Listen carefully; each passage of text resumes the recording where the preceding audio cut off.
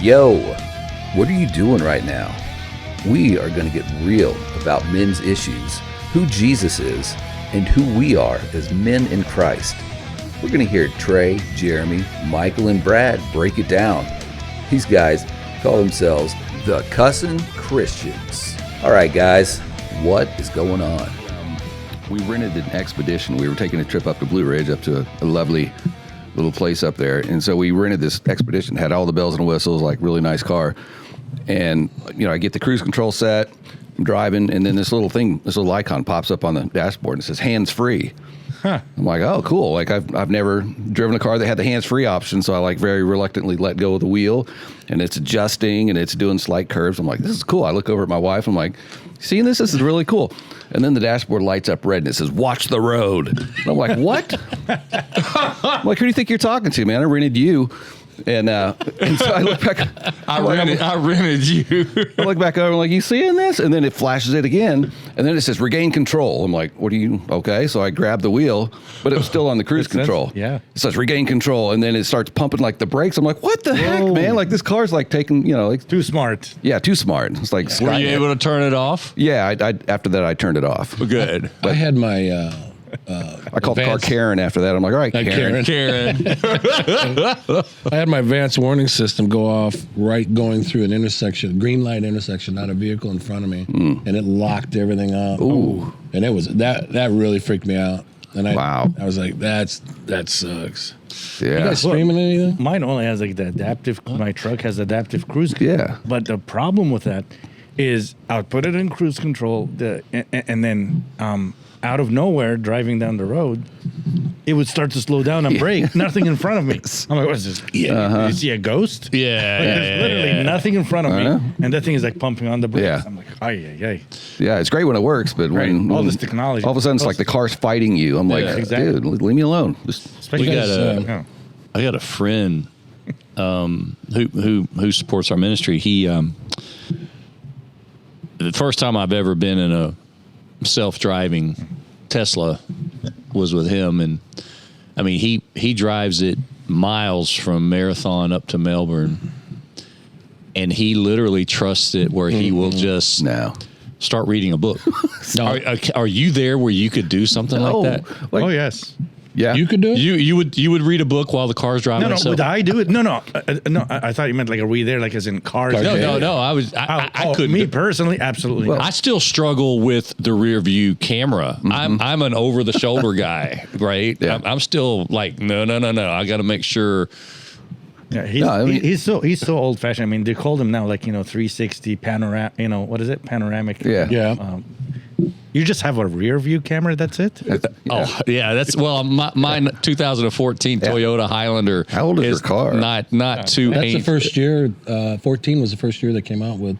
That was when the law was passed because they were running over. See, I got a dinosaur, but I'm driving the Golden Nugget until it dies. Yeah. All right. I heard a story a few years ago. There was some guy, he had a Tesla, but he would get in the back seat and read a book while the car drove itself, and he was pulled over like multiple times and ticketed for it. And I'm like, can you imagine seeing a dude in the back seat and nobody else driving? I know. And then when Troy was telling me he does that, but he doesn't get in the back seat, he just sits there and he'll read a book, check his emails and all that. I'm going, what the hell? There was no way I couldn't do it. I gotta tell you, I visited a place called Masdar City in Abu Dhabi, and it's this sort of like technology city. And when you go in there, everything is driverless. Wow. Public transportations, taxis.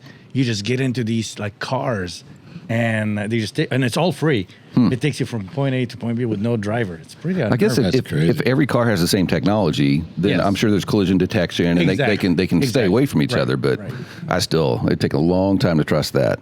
Are you guys streaming anything? You guys, I just watched that Hitler. Have you seen that 2-part series on that dude? Holy crap, man! Yeah, he sucked. Well, the funny thing is, and I was thinking about it, and because I love history, I know the guy that played it. He's a British actor that played Hitler, but he was a Catholic, actually. I mean, he had a upbringing in the faith for a little bit, but anyway, I had to laugh because history-wise, the dude, was dating Eva Braun, and so he gets to the bunker and they get married. He's married like one day. The next day, he blows his freaking brains out. Wow. And I was sitting there going, what what did she say to him? You know, What'd she say to him? One day, you call this a bunker? You know, and it's like, because marriage is hard, dude. I'm sorry, marriage is hard. And the dude was, you know, he spent 6 years killing millions of people. He was a brutal little dictator. And then he's married one day, and he ends it off. I'm out. I check out. I'm done. I'm gone. Nice. Joseph crap. Assad's joining us today. Sheffy, we miss you. I almost forgot what Sheffy looks like, Yeah. but he'll be back. I sent him a text. Bigger and better than ever. Busting his balls. Well- But we're glad you're here because there's just some things, buddy, that have been kind of rolling around my brain in this past month or two. And you and your expertise, I thought, lended itself to discussions today. And I sent you the topic. And I got like 3 others I want to just ask you questions about. And they say, that's my, you know, that's my, Yeah, who's that? they say, no, if this quote is true, America will never be destroyed from the outside. If we lose our freedom, it will be because we have destroyed ourselves from within. Abraham Lincoln. I saw the election happen in New York City, and I really wanted to pick your brain about Mondani being elected New York mayor. I know he was a state representative for the state of New York, but openly Muslim, socialist out of his mouth the whole time. Light his ass off. The most powerful city in the world, and he is going to be taking control right after the first of the year, I think. Right, in January. In January. And some of the quotes I heard him saying about a good government takes care of everybody and you can totally depend on your government. Those things just kind of shuddered me. It just kind of rocked me. And I really wanted to, and then just last week, Seattle, a socialist mayor was elected with her. And the tensions, we talked about Charlie Kirk and that assassination, and it just this whole whirlpool of hatred, division within our own country. Abraham Lincoln's words, could they come to fruition?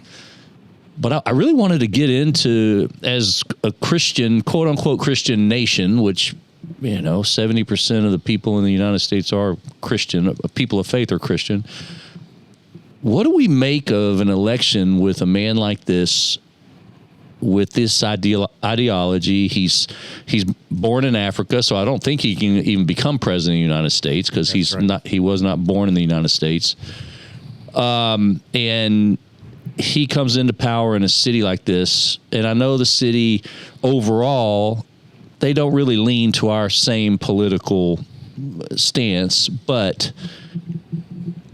I don't know why. I just kind of shuddered when I heard some of his words, and I'm going, oh man, where are we in history and what's going on with something like this? And I wanted you here because of just your insight and your work, of course, where you grew up, kind of understanding Islam more and more, and just get your feelings on this topic. I try to stay apolitical as possible, but for some reasons, I just felt like we needed to have this conversation today. So thanks for coming. And just when you saw the topic I was talking to you about, what came to the top of your mind?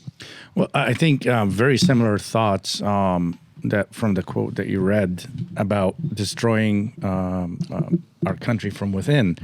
I think you got to take a step back, out of Zahran Mahmadani's election to see what else is going on in our country. And you alluded to that with the Charlie Kirk, with Seattle, with everything else. There's a whole sense of unease in this country, and you add to that all of these colleges and universities and student groups, the pro-Palestine, the pro-Hamas, crowd. And what is happening in this country is a lot more sinister than what meets the eye. Right. We tend to follow the media in which rabbit holes they want us to go down. And that is, oh, he's a Muslim, and this is what's going on in New York. And then we have a short attention span in this country. And then the next thing is like, hey, look over here, Seattle, or Newsom in California. But I think taking a step back is very healthy and critical to find that we are in an ideological war for the heart and soul of America and the free world. That is what's at stake here. When I look at all of these things, they are not disconnected. This is a very deliberate effort to weaken us from within. So Abraham Lincoln can say that, however many years ago he said that, and don't think for a minute that our enemies, and that includes China, Russia, Iran, North Korea, are not taking notice Big time. of these words and what they are doing here. This is all connected. I also heard just Stalin said something similar. Don't worry, the U.S. will crumble from inside. Exactly. So just say what right. you're saying. You're absolutely right. And so taking it, when I say take a step back, I look back at sort of like from a national security perspective, and you look at what our enemies, and particularly Iran and the state of Qatar, what they've been doing, in the last 3 or 4 years in the United States, with all of these movements that are anti-Semitic, anti-Israel, anti-Jewish, and then you've got the pro-Hamas. This is not accidental. This is not organic. We are finding, I shouldn't say we, but in the U.S. government and in the intelligence community, in the IC, they're seeing that there is foreign funding for these activities in the United States. These groups are being funded. They're being encouraged. There is a whole influence campaign that's going on social media with college campuses. Right. And this also, if you put a little pause here and then look back at the schools, the college campuses, you will be shocked with the billions of dollars that have been invested by Muslim Brotherhood, funded funders and countries of these universities. Billions and billions of dollars going back 20 to 30 years. China is doing it. So what I'm saying is all of this is an effort that is strategic. It's hard for us to fathom here in the United States because we think short term. Yeah. Our thinking is tactical. Yeah. Because we like instant gratification, so we don't have the attention span to think strategically to say these guys have been having seeding operations for the last 20 to 30 years. So all this to say, when you look at what happened in New York, and I don't want to, obviously that is our focus here. It is all linked to a movement in which we have been targeted in the United States. These countries have declared war on us, and they are using all of these movements. If you look back historically, all the way back, in the 40s, and the links between the Muslim Brotherhood and Iran, and a lot of people used to dismiss that, say, well, the Muslim Brotherhood, they're Sunni, and Iran is Shia, but we're seeing the founders of the Muslim Brotherhood, Hassan al-Banna, and Imam al-Qummi from Qum, Iran, and how they have joint interests. I'll bring it even closer. I'm not here to give you a history lesson. Look at what just happened in Israel. Hamas, Sunni organization, Muslim Brotherhood. Who's their biggest supporter? Iran. Mm-hmm. All the weapons, all the rockets. I mean, this culminated in an open war between Israel and Iran. So it is not that far-fetched. Different tribes together. Yes. Yeah. And they unite in one thing and one thing only. The world dominance, weakening the West, and the destruction of the state of Israel. When I was horrified when I look at Arab media over the last, couple of months. And just doing an analysis of where do Arabs stand with Zahran Mahmadani? He is he called himself a 12er, basically a sect of Shiasm. He was born in Uganda, like you said, in Africa, and then so he's not part of the Sunnis, but I was horrified to see who in the Arab world and in the Muslim world support Mamdani. Primarily, the Muslim Brotherhood. All positive statements. Extremist in Iran. Extremist in Qatar, including Al Jazeera, station and news supporting him. Like, okay, so let's look at what we call moderate Muslims in the Middle East. The UAE, Saudi Arabia, Bahrain, Kuwait, Egypt, Morocco, Tunisia. Typically friends of ours. None of them support him. Wait a minute, hold on. Yep. So he's a Muslim.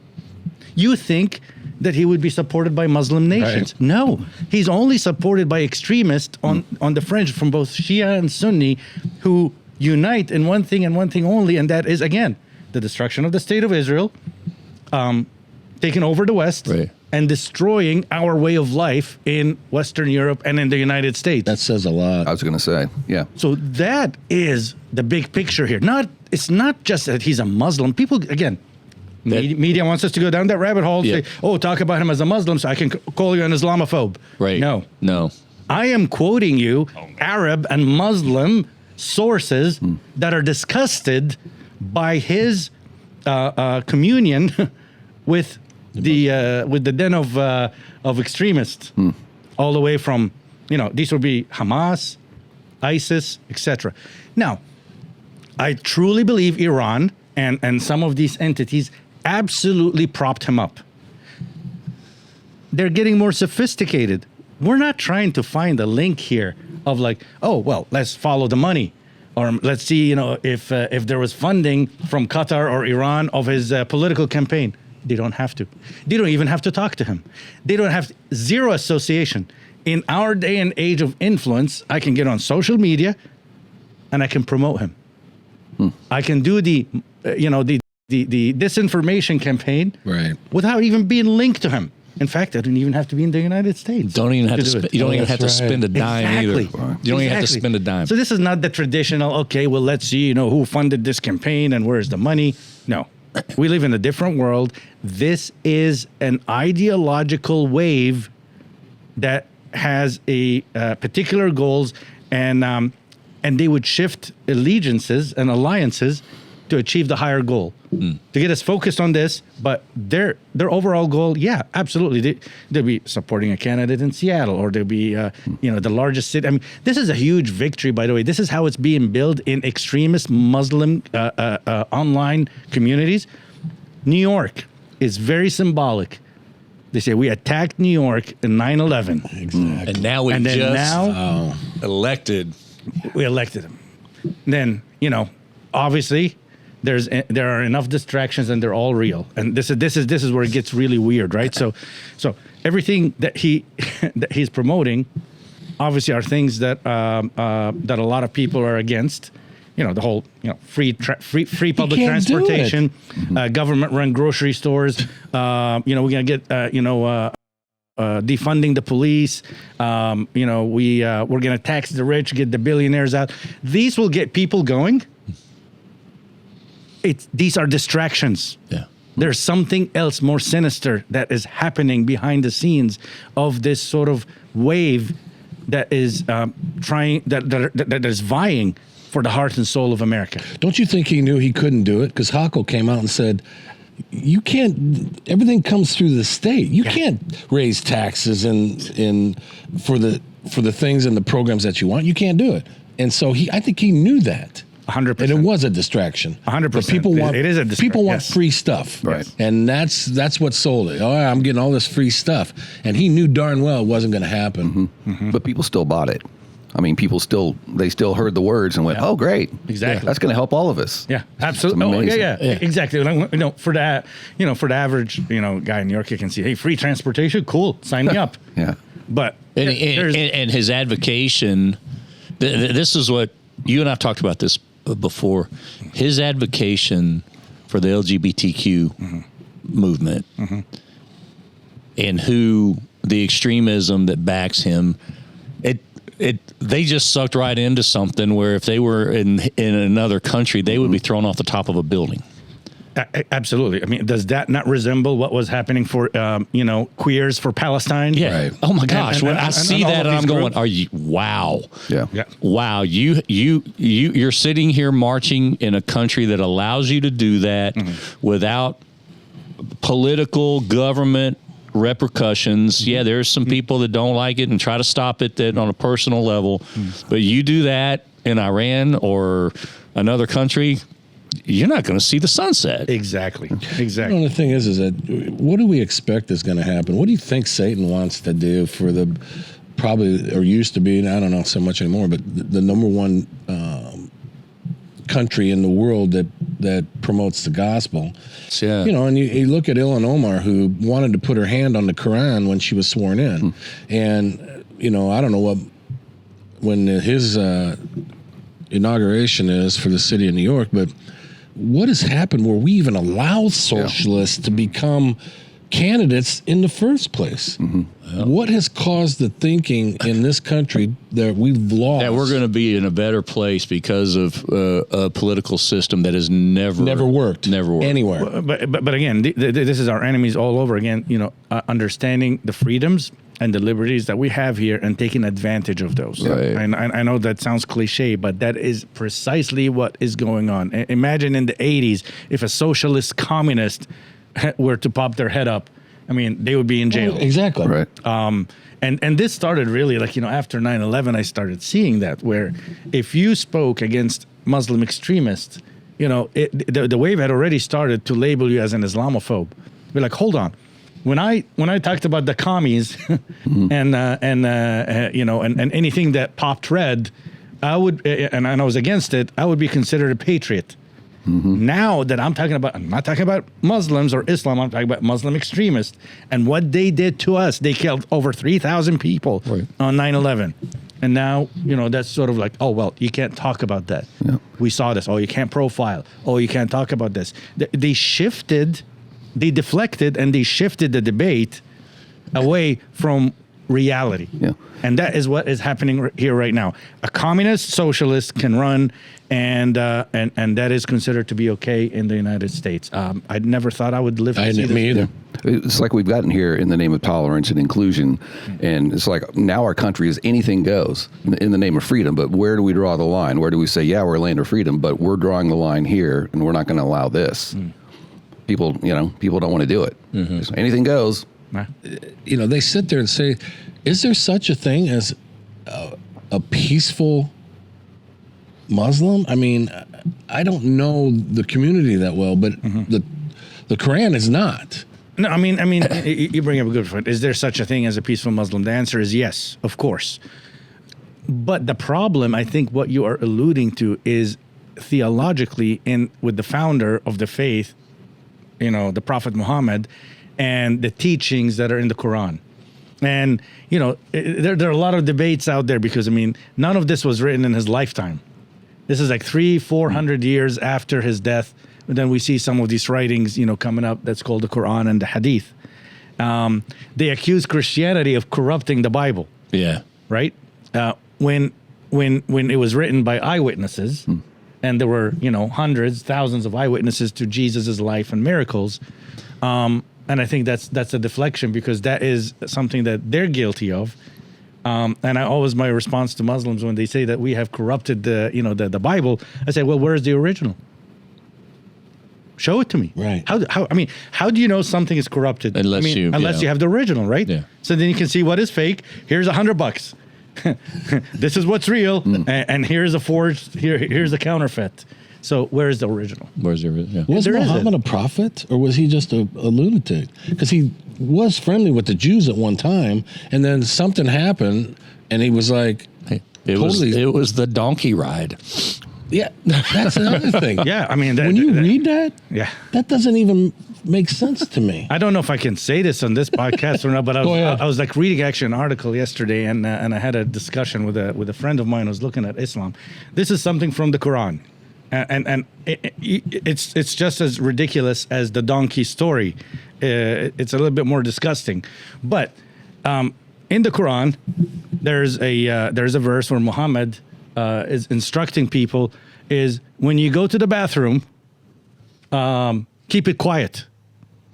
Basically, Dude, I can't do that. You know, because, so that people would not be jealous of you. What? If we were to put that in commandments, that will literally be "Thou shalt not fart." Exactly. I mean, Thou shall not fart. I mean, I'm out. That's making the cut, buddy. That's making the cut. I'm sorry. Yeah. This is in the Quran, and this is the level of detail that God, because the Quran again is supposedly it was revealed by God to Muhammad, who's illiterate. So that was the miracle. That's the only miracle that he did, was writing the Quran. And so God would really be worried about you going to the bathroom and not making a sound while you're in there. I've told you guys before, I know Jesus was sitting around the fire saying, hey, Peter, pull my finger. Pull my finger like in Blazing Saddles show. That movie. They were eating figs and dates and cabbage. And come on. And of course, they said, well, that is actually meant, it's a parable that's meant to talk about, well, if you're successful in life, or doing something good, don't talk about it because other people might be jealous, might be envious of you. Don't share your secrets, with others. Dude, next time I'm in a public restroom, I'm going to be like, don't be jealous, guys. Don't be, just let it rip. Yeah, man. Hey, guys, it's all right. You don't got it as good as I got. I saw that election, and it broke my heart a little bit.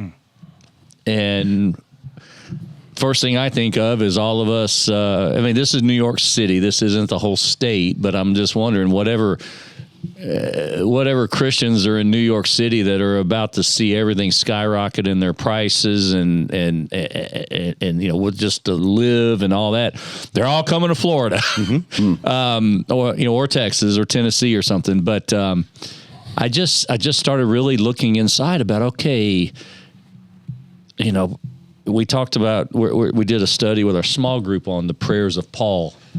And, and Paul is getting out this letter from the Roman prison.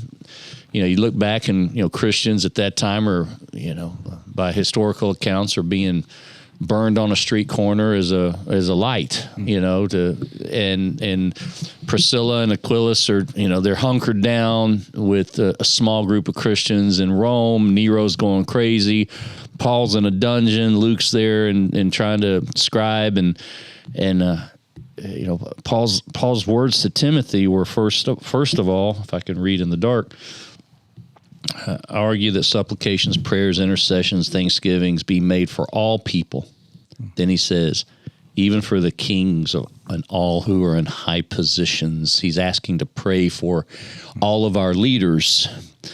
I'm having a hard time praying for this leader. It's just there inside of me. I'm praying he doesn't screw up the most powerful city in the world with all the influence that New York has. It could, what's next after New York? I know we talk about this a lot, but I mean, it is absolutely, it's very, very difficult to pray. And that's why, like at these moments, this is what I have to remind myself. He who is within us is greater than he is in the world. Than he's in the world. Yeah. So then it's almost like you get ready for battle in your mind first. You remind yourself of who you are. Mm-hmm. You remind yourself of who God is, and you remind everyone that He is greater than anything on earth. So then, once I get myself going like this and say, God, your will be done. Yes. God, I pray that Pharaoh will let his people go. I pray for these leaders. I pray for our nation, that you protect us, that you make us strong, that our faith would grow through this, that we would be the salt and light in this world that you want us to Amen. be. And that's how I get there, because it's hard. Yeah. Just to go from that, we feel defeated. Mm-hmm. We feel like, oh, how? Yeah. Why did this happen? Why did this moron get elected? Yeah. It's a hard thing to reconcile, but in the Old Testament, God raised up kings and leaders to punish the bunch children of scumbags in the Old Testament for different purposes. Yeah. So I don't know if that's what He's doing here, but like you said, all the time I pray, your kingdom come, your will be done.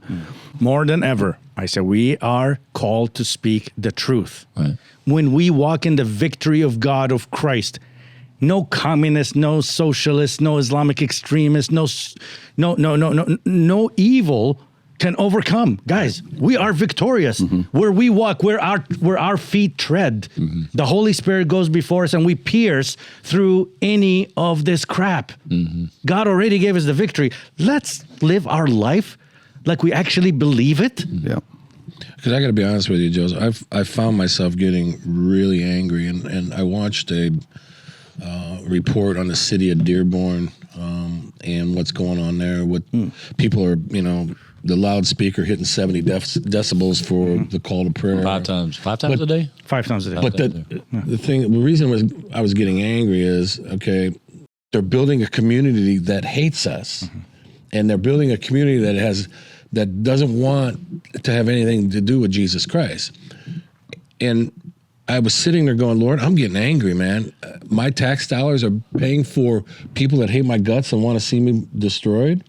But then I thought, I remember all the things that are happening now in the Muslim community where they're actually seeing Jesus, and they're having dreams of Jesus, and they're going to people in the marketplace and saying, you were in my dream, and yes, I was, and I'm supposed to tell you about Jesus.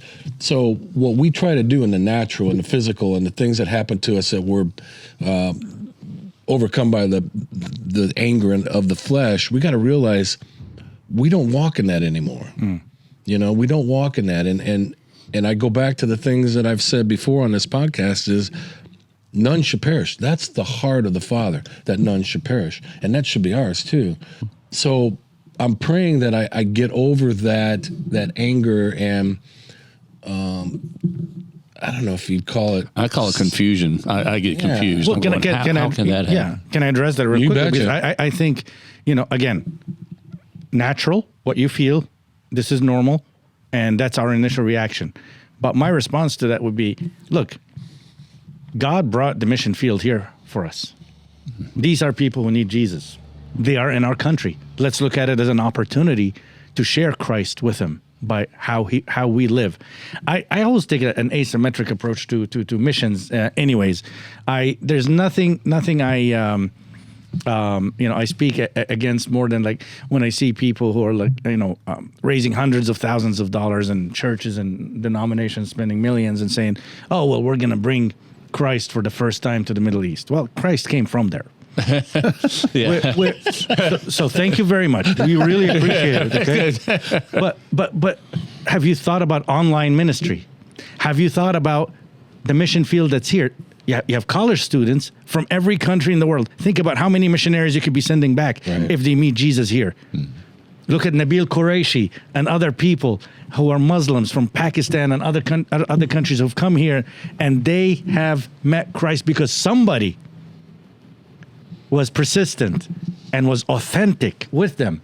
And that Nabil Qureshi and others have reached millions of people in the Arab and Muslim world. Okay, with that being said, how big is the Christian Muslim community I shouldn't say Christian Muslim, the Christian community that are ex-Muslims, how big is that in the United States? Do you know? Is it thriving? It's hard to tell, but I do know that a lot of people, particularly from Iran, Egypt, and particularly after the Arab Spring, who've come to the West, they found the freedom that they can actually profess Christ without fear of being killed. And that's what people don't realize. And this is a message also to the liberals, to the people who want to be open. Did you know that if somebody converted in the Middle East and left their faith of Islam and Christian, they face death? They will face exclusion from their family. They'll be disowned, and oftentimes they could be tortured and killed. So, if you want to be liberal and open, just keep that in mind. That by supporting Hamas and supporting Muslim countries, that's what they stand for. So, I think your question about numbers, it's unknown. For me, it's less important than getting the message out to Christians. Be salt, be light. The mission field is here. You look at some of these college campuses and you have like 90 countries represented in that college campus. My goodness. Think about those college ministries that are out there reaching out to these college kids. And when they go back to Cambodia, when they go back to Saudi Arabia, and when they go back to Kuwait, what if they met Jesus here? Think about the impact that we have. Yeah. That's what we got to get focused on. Again, back into the distraction. Satan is very good. They want us to be distracted, want us to be scared. You're absolutely right, Michael. It's like, that is depressing. That is crazy when you see what's happening in Dearborn or what's happening in Seattle or what just happened in New York. We feel overwhelmed. Right. And angry. Rightfully so. Yeah. But then, okay, let's be strategic. Go back to the drawing board. What is our response as Christians? Carry on with the message of Christ. Have you ever had a chance to evangelize a Muslim? Yes. Okay. How did that go? Can you talk about that? It's not your typical. That's what I was thinking. When you evangelize Muslims, we again, having grown as a Middle East Christian, I think I view evangelism slightly different. Yeah. For many reasons. One, you have to be careful not to get killed. Yeah. And but also understanding that this is about a lifestyle. This isn't just about, hey, making a decision. I'm going to share the gospel with you in 15 minutes. Then I'm going to give you an opportunity to repeat after me. Right. I know. It's a lifestyle. And that's a Christian hole that we fall into here is just say this prayer. Listen, David Wood and Nabil Qureshi is a great example. I mean, David was, he was in prison, and then, he gets released from prison. He met Jesus when he was in prison for trying to kill his dad. Then he goes to ODU in Virginia, and he meets this very devout Muslim by the name of Nabil Qureshi from Pakistan. And that relationship continued for 2 years. They would debate each other to try to convert each other. Wow. So that's talk about my journey with like how it's a lifestyle. Okay. It makes sense. You got to show them you're authentic. And then you got to bring them, you got to remember, Muslims are not allowed to debate or question their faith. Unlike Christians, we have that luxury where we can sit here and say, Trey, how do you know that Jesus was the Son of God? I don't get it. Yeah. He's not going to pull a gun and shoot me. Right. Or report me to the authorities saying that I'm being subversive, and then I end up in jail. So you gotta be committed to this. You gotta share Christ as a lifestyle. You gotta understand something about what do they believe. You don't want to go and offend somebody. Their people have been believing this for the last 1,500 years, right. And you're gonna come to me right now and saying you're wrong. Repent, or we need to take a different approach. What I've seen the most successful evangelism to Muslims is for people who really understand Islam, really get deep into it, and then they can have a discussion. So let's talk about this. Is it more just about presenting the truth of the words opposed to saying, you're wrong, this is wrong, that's wrong? Just say, hey, consider this. Because the Quran contradicts itself so many times. Yes. And you've stated that. Yes. One phrase says this, then another phrase it contradicts itself. I mean, I jokingly talked about the verse about going to the bathroom, but I literally, in one of the Muslims in the Gulf region that I was talking to, and he's like, wow, you're actually Christian, you actually believe it. I said, yes. And we had a very good friendship. And at one point he's like, you're right. When I look at the teachings of Christ and I look at Muhammad, he goes, who gives a crap about where the prophet went to the bathroom? Right, pretty much. Pun intended. He goes, that doesn't seem right. That's not who God is. And they come around when they see our authenticity, and you have to explain to them, and you come down to their level and understand Islam and show them gently but truthfully, and sometimes of course we have to be firm. We don't backpedal on our faith. That where I found to be the most effective way to reach Muslims. Makes a lot of sense. Like Peter says, always be prepared to give a reason for your hope if you're asked, with kindness Amen. and respect, right? Amen. So it's kind of, Yes. and how can they understand the hope we have so they can get that hope? Exactly. Best. Yeah. Trey, I don't know if I forwarded it to you, but there was a very interesting back and forth debate where this Muslim woman who's her head is covered, and it went viral actually in the Middle East. Her response after watching the Charlie Kirk funeral, the service, and the reason she went viral a lot, she got attacked a lot, but in the Arab world by saying, "I have never." Ever seen anything like this when Charlie's wife forgave her husband's Oh my killer. gosh, yeah. She's like, where is that in Islam? Can we do that? She said, because we've always believed, we were always taught that that's weakness. When you're like, when you're the victim, you're supposed to show strength and you want vengeance, because in the Quran or in the Old Testament, it talks about eye for an eye. We want to see consequences. She said, but how is it that what I'm feeling is that was the most powerful thing that you could have ever done? The power of forgiveness. She saw Christ at that moment. And I'm telling you, you cannot underestimate that power. When I say we live our faith and we show Christ in us, it will reverberate. Because, guys, it is that powerful. When they understand what we believe and how we live our lives, they're watching us.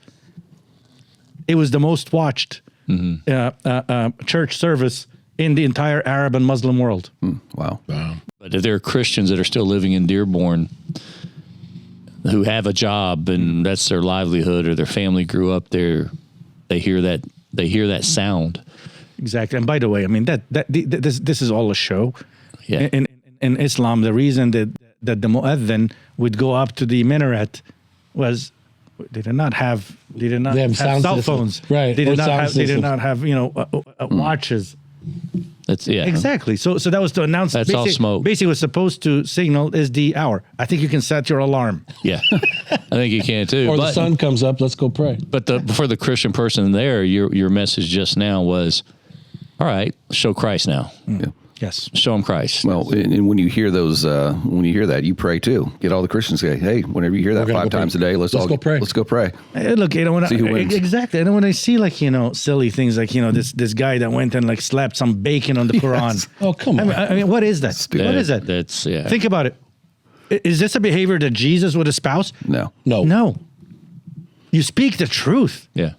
But you don't disrespect and just because what he did is actually very counterproductive. Yeah.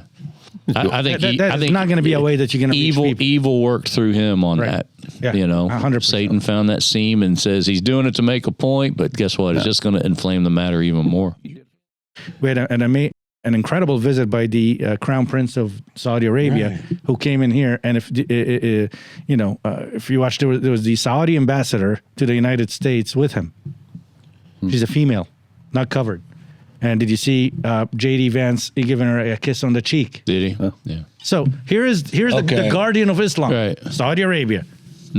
So no, I think they tried to use that. To stay away, to just say, yeah, and not be approached. And they're trying to get us to submit to their rules when you are in a free world, when this is actually not something that is practiced in places like Egypt or Saudi Arabia.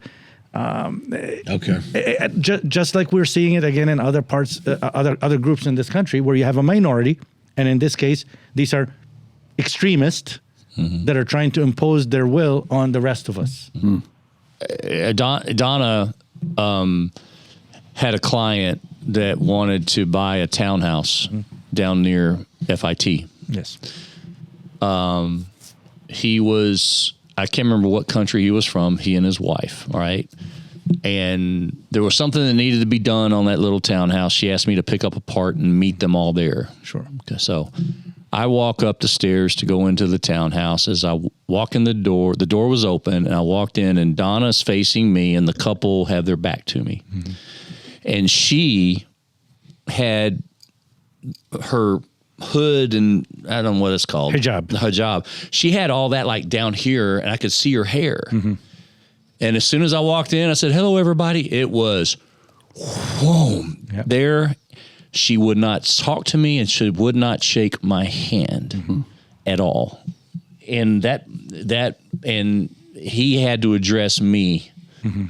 Yeah, that would be an extreme. Yeah, I mean that is an extreme. Again, they should know better. You're in the United States of America, right? Where they were young. They were like 24, right. 25. Yeah, they were young. Oh, yeah. Yeah. No, it's just the same way as Christians. I mean, we got some nutbags as Christians too, that treat people like crap in the name of Jesus and Christianity, and so I think it goes both ways. It's on both sides of and so what it's done for me, Joseph, is it's opened my eyes to exactly what you said, and I needed to hear that this morning, and that is what is the message that we're trying to portray, and Satan wants to use that for me to get pissed off. And every time I see a Muslim, I'm going to be like, you know what? But I'm coming down from that, and I'm able to say, I need to see them with Christ-like eyes. That's the way I need to do it now. Amen. Last piece, and this is probably a whole nother podcast. He's Mamdani is from Africa. Yes. And it just kind of, when I heard that, and my heart just immediately went to Nigeria and the massacre that is happening now.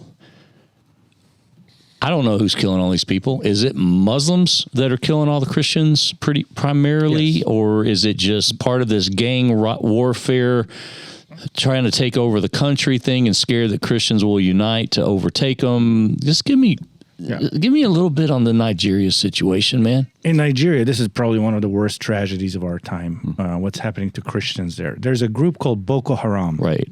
And they're affiliated with Al Qaeda. They're affiliated with ISIS, and they have been slaughtering Christians at the tune of 120,000 Christians killed in recent years. 120,000. You look at what happened in Gaza, where even in Hamas's own numbers, which are not to be trusted, is 64,000. Double that Christians have been killed.